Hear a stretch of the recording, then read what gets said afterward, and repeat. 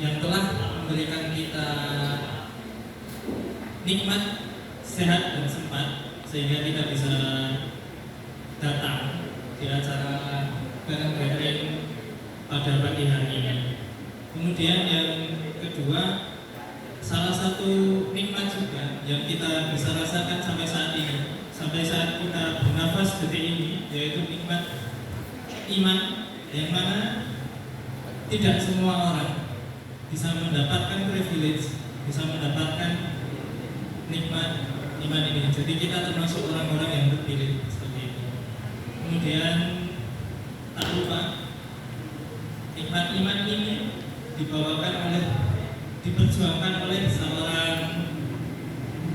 seseorang yang rela berkorban, yang rela meneteskan darahnya, yang rela mengorbankan pikiran, keringat, dan harta beliau supaya apa? Supaya kita bisa mendapatkan kenikmatan tersebut. Bahkan di akhir hayat beliau yang disebut bukan sahabat, yang disebut adalah umati, yaitu kita semua yang dikhawatirkan beliau di akhir hayat beliau. Jadi sudah sepatutnya kita bangga karena kita insya Allah termasuk umatnya hingga akhir hayat kelak. Maka dari itu kita harus mengirimkan banyak-banyak sholawat kepada beliau, baginda Nabi kita, Nabi Muhammad Sallallahu Alaihi Wasallam. Semoga kita termasuk umatnya hingga akhir zaman kelak. Nah, di sini sudah di samping saya sudah ada beliau Ustaz Abu Izzuddin. Mungkin sedikit izin untuk membacakan CV-nya beliau sambil menunggu PPT-nya dilayangkan begini ya. Pertama, nama beliau yaitu Ustaz Solihin Abu Izzuddin. Beliau beralamat atau berdomisili di Sragen. Pendidikan beliau yaitu beliau lulusan Fakultas Kedokteran UNS Program Kesehatan dan Keselamatan Kerja, kemudian lulusan Institut Dakwah dan Islamic Studies Ma'had Al-Bina Surakarta. Untuk aktivitas beliau untuk saat ini yaitu beliau merupakan penulis 52 buku yang sebagian besar merupakan bestseller. Kemudian dosen karakter budi, kemudian beliau juga pembina JSIT Kabupaten Sragen, ketua pembina Yayasan Peduli Pendidikan Cerdas Tanpa Batas, dan lain-lain. Mungkin sangat banyak apa boleh disebutkan satu persatu. Mungkin untuk mempersingkat waktu dan tempatnya, saya persilakan kepada beliau Ustaz Abu Izzuddin. Bila setiap tempat adalah sekolah, maka setiap orang adalah guru. Satu orang yang mengajariku satu ilmu dialah guruku. Guruku, salamku ku haturkan padamu. Guruku, terima kasih segala jasa-jasamu. Kau kayu tanganku dengan mesra saat ku dalam gulita. Kau peluk diriku dalam hangat saat ku resah gelisah. Guruku, terimalah salam hormat dariku. Bismillahirrahmanirrahim. Assalamualaikum warahmatullahi wabarakatuh.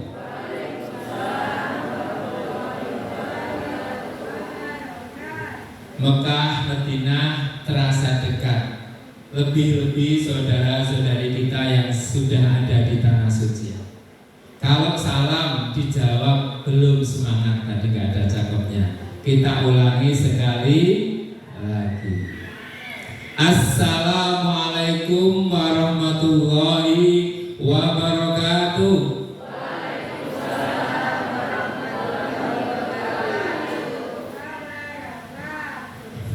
Kalau tak ada secawan tinta, takkan kugubah sebaik puisi. Pak ini maklum semua bisa. Kalau bukan karena cinta, takkan hadir aku ke sini. Ya, cie-cienya mana?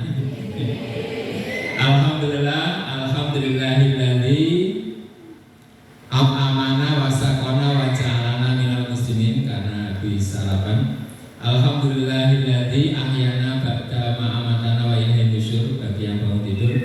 Alhamdulillahilladzi anzala sakinata fi qulubil mu'minin liyazdadu imanan ma'a imanihim. Asyhadu an la ilaha illallah wahdahu la syarikalah wa asyhadu anna Muhammadan abduhu wa rasuluh la nabiyya ba'da.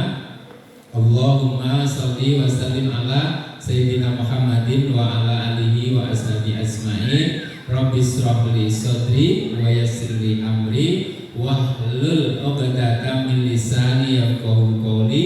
Raditu billahi rabba wa bil islami dina wa bi Muhammadin nabiyya wa rasula. Rabbi zidni ilma warzuqni fahma. Allahumma yassir lana fi kulli amrina hada. Allahumma yassir lana fi ziyarati Makkah al-Mukarramah wa Madinah al-Munawwarah. Aminnya mana? Temanya kolaborasi, harus kompak bersatu. Kita kompak bicara, kita ngapa orang kebenar kita tahu mas. Bapak sekalian yang dirahmati Allah, alhamdulillah bersyukur sekali hari ini kita ingin bincang-bincang ini. Itu ada suaranya ya, saat ini. Kalau harusnya ada suara, nah bisa masuk ya. Nah biar nanti ya kolaborasinya masuk. Ya. Depan. Nah di situ ada sound gambar.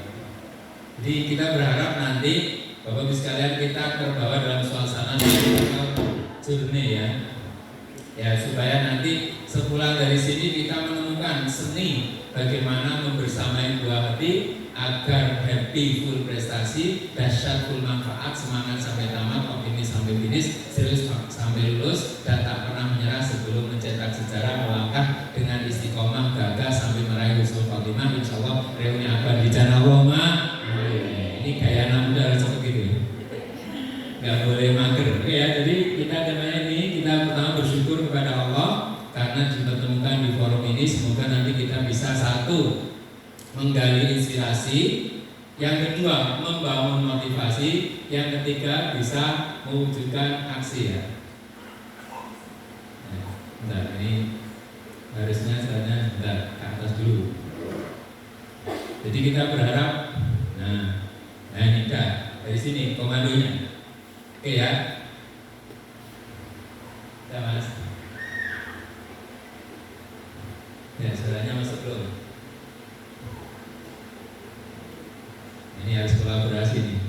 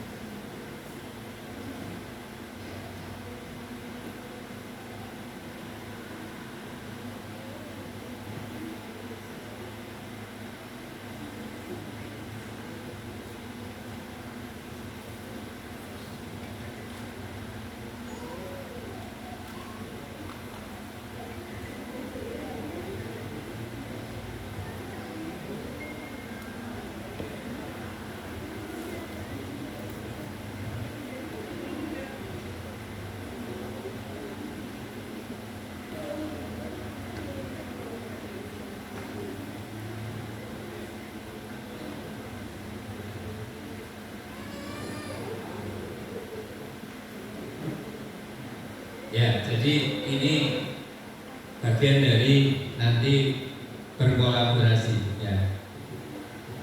Bapak sekalian, tadi itu bagaimana nanti kita sebagai orang tua selalu, bila setiap tempat ada sekolah, setiap orang adalah guru. Kata Imam Syafi'i, satu orang yang mengajari itu satu ilmu, dialah guru. Yang kedua tadi menggali inspirasi dari manapun, dari siapapun. Yang kedua membangun motivasi, khususnya tadi dari sampaikan alhamdulillah anak-anak kita sangat luar biasa, membangun motivasi dari dalam, sehingga ketika dia melakukan sesuatu, sholat, baca Quran, belajar itu bukan karena diperintah tapi karena sudah passionnya dari dalam, ya. Jadi semangatnya luar biasa. Jadi nanti itu menjadi kebahagiaan ketika seorang anak sholat gak perlu diperintah-perintah, tilawah Quran gak perlu disuruh-suruh, itu sebuah kebahagiaan yang luar biasa.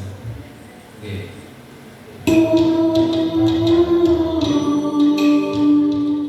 Pakai ini ya. Jadi itu nanti akan jadi kebahagiaan. Coba renungkan ketika anak kita lahir, bagaimana betapa bahagianya kita menyambutnya, dan bagaimana nanti kita terus sebagai orang tua mengantarkan putra putri kita menuju takdir terbaiknya menjadi anak-anak yang solih solihah. Allahumma amin. Anak-anak yang hafiz hafizah. Allahumma amin. Karena itulah kolaborasi tanggung jawab ini harus dibangun bersama. Dan saya memberikan apresiasi kepada Bapak Ibu yang sudah hadir. Moga-moga nanti saya bisa berbagi inspirasi satu buku ini buat yang beruntung dapat rezekinya. Mohon diikhlaskan bagi yang dapat dan lebih ikhlas bagi yang tidak dapat. Ini buku yang saya tuliskan dalam rangka bagaimana menjadi orang tua itu menjadi inspirator buat putra putrinya, menginspirasi tanpa menggurui, mendidik bukan menghardik, menuntun bukan menuntut, kemudian mengajar bukan menghajar, dan bagaimana nanti orang tua bisa mengajak bukan mengejek, membela bukan membuli. Inilah yang insya Allah nanti menjadi inspirasi kita terus sampai kita terus melangkah. Soalnya di sini mas, jadi nggak usah dilihat. Jadi ini kita ingin bersama-sama nanti suasana kita mendidik anak, mengantar buah hati kita ciptakan. Satu, boleh dicatat. Di keluarga kami ada sebuah quote, karena di sini pakai Lugatul Inggrisnya. The greatest gift you can give someone is your time. Because when you give your time, you are giving a portion of your life that you will never get back. Do you know? Ada yang know Bapak Blas? Sebaik-baik pemberian yang bisa kau berikan kepada seseorang, keluarga putra putri kita, adalah waktu. Karena jika engkau telah memberikan waktu Anda berarti memberikan yang terbaik bagi putra putri, bagi siapapun, yakni memberikan sebagian dari hidup Anda yang tidak mungkin kau mengalami. Masya Allah. Ini makanya Bapak sekalian, komitmen yang harus kita hadirkan, kehadiran Pulau Panjenengan di dalam forum putra putri, dalam forum-forum yang membuat anak merasa gue banget, merasa anak dari seorang ayah, merasa anak dari seorang ibu. Itulah kehadiran, dan inilah yang dicontohkan oleh Rasulullah dalam berkolaborasi membangun generasi, yakni Rasulullah selalu hadir bukan hanya secara fisik tetapi secara spiritual, secara emosional, secara ruhaniah, dan itu yang kemudian akan membawa putra putrinya ataupun generasinya menjadi generasi terbaik, khairul qurun. Nah ini makanya kalau jenengan sudah hadir, kami sekali lagi mengucapkan terima kasih jazakumullah khairan. Kami punya pengalaman karena habis misi di ABBS, harinya kalau nggak salah ingat saya harinya Ahad, ketemu sahabat saya SMA, anaknya sekolah di ABBS, itu misinya Ahad. kemudian hari Senin saya ngisi di tempat lain. Qadarullah, Senin malam anak saya wafat. Tetapi yang sangat saya syukuri adalah di momen-momen buat putra putri saya sudah berusaha memberikan yang terbaik. Karena saya pernah mendapatkan kisah Bapak Ibu sekalian, dalam kisahnya Stephen R. Covey ada Franklin Covey yang menerangkan pelatihan semacam ini hadirnya penuh. Kalau saya waktu di Brunei yang diundang 20, yang datang 200. Nah, ditanya apa yang paling penting dalam hidup Anda? Ternyata seorang manajer top leader mengatakan, yang paling penting dalam hidup saya adalah anak saya berusia 8 tahun. Maka sepulang dari pelatihan itu, sang ayah mencurahkan perhatian, waktu, dan seluruh potensi energi untuk membersamai putra putrinya, khususnya yang anak yang usia 8 tahun. Beberapa waktu kemudian, anak yang sudah dibersamainya hanya dalam waktu 1 tahun, berarti 9 tahun, 8 ke 9 tahun meninggal. Tapi kemudian lapor ke Franklin Covey, punyanya Stephen R. Covey, terima kasih Anda telah menyadarkan saya untuk memberikan yang terbaik buat putra putri saya, anak saya. Meskipun anak saya meninggal karena kecelakaan, tetapi bagi saya sudah melakukan memberikan yang terbaik. Ayah bunda, pulau panjenengan tidak dituntut sempurna, tapi yang kita bisa berikan adalah berikan waktu terbaik, perhatian terbaik, potensi terbaik, dan seluruh kesungguhan terbaik kita. Insya Allah nanti anak-anak kita akan merasakan ketulusan panjenengan. Jenengan hadir, jenengan memberikan perhatian, memberikan apresiasi, memegang pundaknya, semangat ya. Think fast, do the best, get success, no stress. Jadi memberikan motivasi, dan itu berharga sekali. Tidak harus berkata yang banyak. Kadang anak-anak itu cukup satu kata, yes, kamu bisa, kamu anak yang bisa diandalkan, itu saja. Nah, maka ini tema ini semoga nanti bisa menginspirasi kita. Sebagaimana kami berharap nanti Bapak Ibu semuanya bisa, semoga sudah, bagi yang belum, insya Allah nanti segera bisa berhaji berumrah. Dan itu salah satu maknanya adalah kenapa kita harus haji dan umroh, supaya kita bisa memperbaiki keturunan. Jadi glowing Pak, bukan.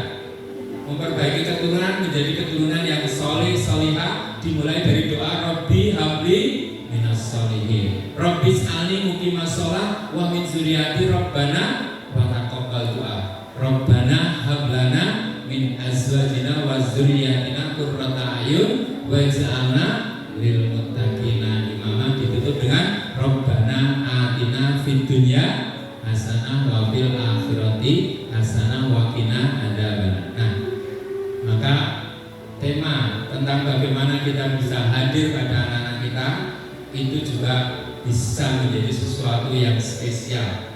Makanya sebenarnya mendidik itu lebih pada menciptakan kenangan-kenangan indah kepada putra putri, sehingga ketika kita mau menasihati mudah, aku ingat benar, dan Pak ya, dulu kamu sangat rajin sekali sholat subuh berjamaah, sekarang kok kamu enggak ya? Nah, kemudian dia sadar, oh iya ya, insya Allah akan berkomitmen kembali. Jadi pendidikan adalah membangun komitmen kebersamaan kepada diri dan putra putri kita. Nah ini, maka tadi sudah saya ambil quotesnya, salah satu pemberian terbaik adalah kehadiran. Karena dengan hadir berarti kita telah memberikan sebagian dari hidup kita. Itu kita jadikan sebagai komitmen. Jadi anak saya mau ada acara wisuda kapan? Saya luangkan. Ada acara pertemuan parenting kapan? Saya luangkan. Karena saya dapat itu dari Banjarmasin. Parenting itu mungkin sebagian salah yang memahami. Ada yang menyingkatnya salah mungkin, sampainya ke Bapak Ibu sebagiannya nggak ada. Parenting itu jika pertemuan orang tua tidak penting, sehingga tidak meluangkan. Padahal kalau panjenengan siapapun meluangkan waktunya untuk putra putrinya, nanti anaknya akan meluangkan waktunya untuk kita. Karena itu sunatullah. Biru abakum yang biru abnakum, Kemudian kama tadinu dan sebagaimana kamu memperlakukan pada orang tuamu maupun kepada anakmu, begitu pula kamu akan diperlakukan. Nah ini kita nggak minta balasan anak ya, balasan dari Allah, tetapi kita berbuat baik karena Allah. Biar Allah yang menggerakkan putra putri kita melangkah di jalan Allah sehingga kita akan merasakan tadi kebahagiaan yang luar biasa. Nah, berikutnya, kenapa kita harus membangun circle pada anak kita, pada keluarga kita ini? Kolaborasi berarti kita membangun circle yang baik buat putra putri kita. Ya bahasa marketingnya gini Pak, mensahabatkan relasi adalah komitmen kami. Kalau dalam bahasa pendidikan, mensahabatkan buah hati adalah komitmen kami.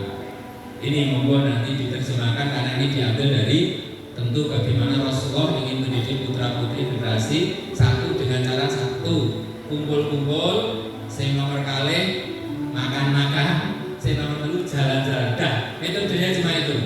Jadi bagaimana kita sering kumpul dekat, begitu kumpul akhirnya sepakat. Yang kedua makan-makan. Ya foto sepisah pas foto makanannya baru wes kita makan fokus. Nah kemudian baru jalan-jalan. Di situ nanti banyak sekali pelajarannya. Nah di sini ada 3 kata, you are what you think, you are what you believe, you are what you do. Tadi ada yang jawab, do you know? Kamu adalah apa yang kamu pikirkan. Kalau dengan memikirkan putra putri anak saya soleh, insya Allah. Dan itu jadi doa. Makanya gini Bapak sekalian, boleh dicatat juga dalam proses pendidikan, kesolehan adalah rezeki. Tadi disampaikan Bu Eka. Kesolehan itu rezeki. Anak sholat rezeki, anak rajin rezeki, anak tilawah rezeki, anak birrul walidain rezeki, anak berprestasi. Nah itu yang barangkali kadang ada yang sudah mengapresiasi, ada yang belum. Nah maka mulai dari situ. Kesolehan adalah rezeki. Yang kedua, kesolehan sebelum hafalan Quran. Jadi bangun dulu solehan. Nanti hafalan Quran dihadiahkan oleh Allah. Nah maka fondasi utama dalam mendidik anak adalah you are what you think. Yang kedua, you are what you believe. Kamu adalah apa yang kamu yakini. Saya yakin. Karena kita bismillah, tawakkaltu ala Allah, la haula wala quwwata illa billah. Kalau bapakmu ini bisa ke beberapa negara, saya yakin kamu bisa lebih dari ayah. Oh iya Pak. Nah, makanya kemudian jenengan harus menanamkan keyakinan dan memberikan jalan-jalannya. Aku mungkin rasa tukang kono kowe sing jangkae lho ya. Berarti memberikan keyakinan seperti tadi Nabi Ibrahim, beliau berdoa maka keturunannya menjadi nabi dan rasul dan kemudian mendunia dan kemudian kita bisa merasakan manfaat. Yang terakhir adalah you are what you do. Panjenengan adalah apa yang Anda rasakan. Nah, Rasulullah bersabda, seorang mukmin yang bergaul dengan banyak orang dan sabar atas tindakan mereka yang menyakitkan itu lebih baik daripada tidak pernah bergaul dengan banyak orang dan tidak sabar atas tindakan mereka yang menyakitkan. Ini yang barangkali diterjemahkan oleh Mbah Mun Maimun Zubair, bahwa beliau mengatakan pendidikan dan pengajaran adalah rekreasi terindah. Jadi ketika jenengan berinteraksi dengan putra putri itu rekreasi, selalu ada cara baru. Anak ini berarti kreasinya minimal, anak loro gilik. Jadi ada saya namanya rekreasi itu indah. Maka beliau Mbah Mun Maimun Zubair pernah mengatakan, jika kamu melihat di antara putra putrimu, murid-muridmu ada yang melakukan tindakan yang menjengkelkan, yang melelahkan, tapi bayangkan bahwa salah satu di antara mereka yang kelak akan menarik tangan kita ke surga. Allahumma, itu yang harus selalu kita tanamkan. Karena apa? Kesolehan anak itu datangnya dari Allah, maka tugas pendidikan itu bagian dari tanggung jawab kita. Nah, maka sekarang kita masuk kepada tema tadi baru pengantar. Sekarang kita berada dalam sebuah kondisi, tentang berbagai pendapat, image, merek, cap tentang generasi kita. Ada berapa merek anak-anak kita sekarang? Satu, ada yang mengatakan Gen Z, gitu, dengan segala variannya, macam-macamnya. Yang kedua, ada yang nyebutnya generasi alpha, beta, theta, ya. Kemudian yang ketiga ada generasi tepung. Nah, ini yang kemarin disebut oleh Gus Kausar. Apa itu generasi tepung? Panasan sedikit langsung berdos. Tidak siap menerima keadaan, tidak siap menerima tantangan. Tapi Bu Ega, saya di sini justru dapat judul baru. Mungkin nanti bisa kolaborasi. Saya melihat potensi putra putri kita di sini dengan judul yang pertama adalah Passion to Mission. Coba nanti putra putri kelas 7, 8, berarti yang 7 yang 8, 9, temukan passionnya masing-masing. Nah, tugas kita memberikan mission seperti yang dilakukan oleh gurunya Imam Abu Hanifah. Imam Abu Hanifah itu passionnya adalah jualan, tapi beliau pakar, pintar, ahli dalam masalah ilmu fikih jualan. Kemudian ada orang mengatakan, alangkah indahnya kalau passion Anda, kalau bahasa sekarang, kalau keahlian Anda dalam berjual beli bertransaksi fikihnya itu disebarkan kepada banyak orang, akan lebih manfaatnya. Apa aja beliau? Iya juga ya. Akhirnya beliau menjadi seorang ahli dalam masalah fikih, menjadi ulama. Nah, ini tugas kita. Pendidikan kita ke depan adalah bagaimana kolaborasi orang tua dan sekolah bukan terbawa dengan istilah-istilah generasi apa namanya, tetapi lebih kepada kamu passionnya apa nak? Nanti kamu bisa menuju mission kamu. Nah, ada juga dari Taiwan yang sudah dibuat bukunya oleh Profesor Renan Kasali, generasi strawberry. Tampilannya manis, tapi ketika disentuh hasilnya tragis. Nah, jadi ambiar. Nah, dulu sudah ada sobat ambiar ya, sudah. Nah, ada juga sandwich generation yang merasa tertekan. Padahal kalau kita lihat secara positif, dia membantu atas, membantu bawah, itu justru harusnya menjadi amal jariah.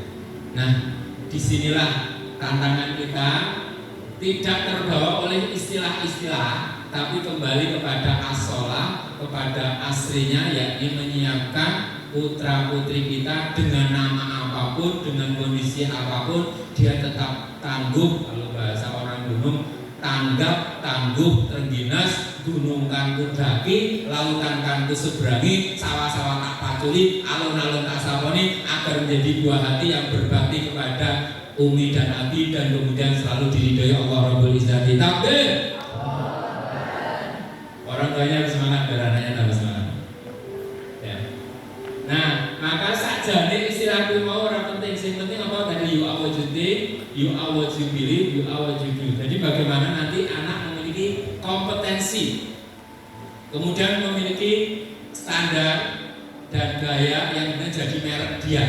Kamu anak yang soleh, kamu ahli Quran, kamu ahli hadis. Seperti ini kan saya banyak cerita aja. Ada seorang anak, nama Abu Abdullah Zadan Al-Qidi. Dia hobinya menyanyi. Mungkin nanti ada anak-anak di sini ya. Tiba-tiba dia lewat di hadapan Abdullah Ibnu Mas'ud. Mungkin Bapak juga nanti memperhatikan itu putra putrinya. Apa kata Ibnu Mas'ud? Alangkah indahnya suaramu yang merdu itu kamu gunakan untuk melantunkan ayat suci Al-Quran. Apa yang terjadi? Abu Abdullah Zadan Al-Qidi berubah dari seorang penyanyi menjadi pelanjut Madrasatul Quran Ibnu Mas'ud radhiyallahu anhu. Masya Allah. Itulah makanya jenengan punya kemampuan untuk mengapresiasi, melihat sisi baik dari putra putri yang dalam ilmu pendidikan disebutkan begini. Sebelum jenengan mencabut akar keburukan pada diri seseorang, terlebih dahulu siramilah pohon-pohon kebaikannya. Jangan melihat anak secara kekurangan, kesalahan, tapi anak saya salah kurang ini, tapi mungkin dia punya kebaikan ini. Maka sering-seringlah lihat jam, ini tidak ada ya. Lihat jam, oh itu ada Bapak sekalian. Lihat jam, lihatlah jam. Serusak-rusaknya jam pasti masih benar 2 kali dalam sehari. Coba lihat di rumah, ada jam yang rusak, pasti benar 2 kali. Saya rusaknya jam 10, berarti benar jam 10 siang sama jam 10 malam. Jam saja yang rusak masih punya manfaat benar 2 kali. Apalagi anak kita, insya Allah lebih banyak lagi. Allahumma amin. Itu ya. Jadi inilah yang ingin saya antarkan pada panjenengan semuanya. Nah, di dalam Al-Quran disebutkan tentang supaya kita jangan sampai meninggalkan generasi yang lemah. Allah Subhanahu wa taala berfirman, "Wal yashalladzina law taraku min khalfihim dzurriyyatan di'afan khafu 'alaihim falyattaqullaha wal yaqulu qawlan sadida." Dan hendaklah takut wahai hamba-hamba Allah kepada Allah orang-orang yang seandainya meninggalkan di belakang mereka anak-anak yang lemah, yang mereka khawatir terhadap kesejahteraan mereka. Oleh sebab itu hendaklah mereka bertakwa kepada Allah dan hendaklah mereka mengucapkan perkataan yang benar, mendidik dengan baik. Nah, kita lihat tafsirnya. Diriwayatkan oleh Bukhari Muslim bahwa ketika Rasulullah menjenguk Sa'ad bin Abi Waqqas, Sa'ad bin Abi Waqqas kemudian berkomitmen, berjanji, minta ketujuan Rasulullah, ya Rasul, saya mau menyedekahkan 2/3 dari harta saya, karena putriku hanya 1. Maka boleh nggak? Jangan. Kalau setengah, jangan, itu masih terlalu banyak. Kalau 1/3, itu pun masih banyak. Kemudian Rasulullah mengatakan sesungguhnya lebih baik meninggalkan ahli waris dalam keadaan kaya daripada meninggalkan mereka dalam keadaan miskin yang meminta-minta. Ini secara letternya. Jangan sampai membuat putra putri kita terhina gara-gara tangan di bawah. Tetapi kalau kita lihat dalam ilmu Quran ada kaidah al-ibrah bi umumil lafaz la bi khususi sabab. Pelajaran itu diambil dari umumnya lafaz dan khususnya, bukan dari khususnya sebab. Nah, bukan sekedar meninggalkan harta, tapi cara mengelola harta. Berarti memiliki keimanan yang kuat, memiliki kecerdasan akal, memiliki akhlak yang baik, memiliki keterampilan, memiliki hard skill, life skill, dan soft skill. Tidak hanya skill. Ya, jadi ketiga-tiganya harus dimiliki. Karena ada 2 keluarga besar, satu diberikan harta dinaran, ribuan dinar, tapi kemudian keluarga itu meminta-minta di jalanan. Tapi ada keluarga berikutnya yang soleh, diberikan harta yang pas. Ya seperti kita ya, alhamdulillah saya pas-pasan. Pas mau haji ada uangnya, Allahumma amin. Pas mau umroh ada yang ngajak, Allahumma. Pas mau daftar sekolah, alhamdulillah selalu ada. Nah, kalau yang dikasih uang banyak, tapi karena nggak punya pendidikan yang baik, nggak punya akidah yang baik, nggak punya ilmu yang baik, akhirnya jadi pengemis. Sementara hartanya pas, kemudian dididik dengan baik, kemudian keluarga dari Umar bin Abdul Aziz itu beliau bisa menyumbangkan 100 perbekalan orang yang di jalan Allah lengkap dengan seluruh kendaraan dan isinya. Itu karena apa? Pendidikan. Nah, maka dari itulah disinilah pentingnya kolaborasi. Tadi saya sempat teringat, misalnya dengan punya putra putri, dicatat, bisa ada Mister, anak saya punya passion ini, dikomunikasikan. Contoh saya pernah mengalami, anak saya nggak pintar matematika, padahal bapaknya tetap pintar, masuk kedokteran diterima. Nah, gurunya bingung, ini gimana nih, anaknya Pak Soli ini seperti ini. Nggak apa-apa lah. Nah, kemudian saya tanyakan kamu senangnya apa sih? Aku senangnya menghafal Quran, Nabi. Gitu tak? Ya udah. Nah, maka saya sampaikan ke ustadznya, Ustadz, tolong anak saya senangnya menghafal Quran. Bisa jadi hobi dia, passion dia menghafal Quran, dibawa untuk pelajaran matematika. Ketika di coach diberikan perhatian yang baik, ternyata meningkat. Nah, itulah maka pentingnya kolaborasi, komunikasi. Jangan membiarkan atau jangan hanya menuntut anak saya kok di sini gimana, anak sini. Loh, kadang nggak tahu antara yang terjadi di realita dan realita, maka perlu ada komunikasi dalam dengan tadi betul-betul saling menginspirasi. Nah, jadi ini disampaikan Al-Ibrahim bin Mutilafat lagi khusus sahabat. Nah selanjutnya langkah-langkahnya Bapak Ibu sekalian. Jadi untuk bisa berkolaborasi, berkomunikasi, berintegrasi, bersinergi orang tua, murid, bahkan orang tua dan anak. Saya kasih sebuah contoh. Sebelum saya kesini, saya dikasih judul. Saya tanya sama anak saya yang sudah bekerja di BPS, Biro Pusat Statistik. Mas, tema kolaboratif parenting, empowering teens, parent school partnership itu artinya apa Mas? Maka anak saya menjawab, itu artinya berfokus pada kolaborasi antara orang tua dan sekolah dalam mendukung dan memberdayakan remaja. Jadi memberdayakan, mengempowering. Dalam konteks ini kolaborasi yang baik antara orang tua dan sekolah diharapkan dapat memberikan dukungan yang lebih efektif bagi perkembangan remaja, baik dalam hal aspek akademis maupun aspek kehidupan lainnya. Tujuannya adalah agar remaja merasa lebih didukung dan memiliki keterlibatan yang lebih positif dalam proses pendidikan kehidupan. Jadi ternyata bisa jadi di antara putra putri kita dia bacaannya lebih banyak, literasinya lebih baik. Nah orang tua tidak usah pekewo untuk bersama belajar, tapi juga saling asah, saling asuh, saling asah, asih dan asuh ya. Jadi asah, asih dan asuh. Disitulah nanti anak merasa tumbuh kembangnya, merasa diperhatikan. Nah makanya saya pernah ini statistik aja. Anak ikut ya SMA kelas 3 ikut pelatihan sukses UNAS tanpa cemas. Tapi dia dipaksa nangis kok dipaksa ya, gak enak ya. Ketika nangis nanti mau disorting, dipublikasikan, anak saya nggak mau. Nah kemudian pulang konfirmasi, sajane itu pelatihan untuk sukses UNAS menembus PTN seperti apa? Saya bukakan file dari komputer 5 menit. Ini loh Mas, kuncinya adalah kamu memiliki kesadaran dari dalam untuk belajar dan bisa memapping, memetakan potensi untuk meraih prestasi. Gitu. Udah, setelah itu dia belajar. Senin mau ujian, saya tanya, kalau Senin, Mas kok sudah final Mas? Lu kan sudah belajar terus. Oh iya Dik.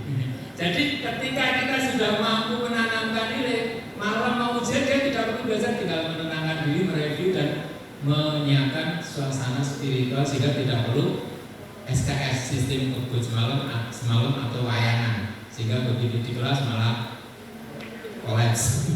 Nah inilah maka Bapak sekalian, inilah yang sebenarnya ketika jenengan bisa memberikan, jadi menginspirasi seseorang, terutama putra putri, itu kebahagiaan tersendiri. Sehingga apa? Ketika dia sudah tahu apa yang harus dikerjakan, kita tinggal mengingatkan, katanya mau ke sana Mas. Oh iya, itu. Nah ini makanya nanti bagaimana Bapak Ibu membangun kedekatan, kelekatan dan keterlibatan yang positif. Jangan semuanya diambil alih, karena sebagian di antara curhat orang tua adalah semua peran anak diambil alih, termasuk RPR yang pulang yang nggak boarding gitu. Jadi orang tuanya langsung mendorongkan semuanya sehingga anak nggak tahu caranya. Akhirnya apa? Ketika lulus yang diwisuda orang tuanya, bukan anaknya ya. Nah ini makanya kita harus mulai sekarang, memulai dari sini. Nah di balik itu semua kita lihat adanya keterlibatan Allah. Nah ini terbilang sedikit.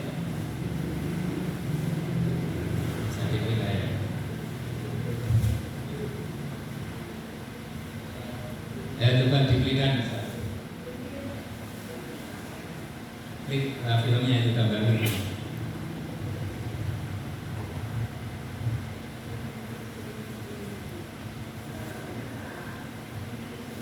Ayo.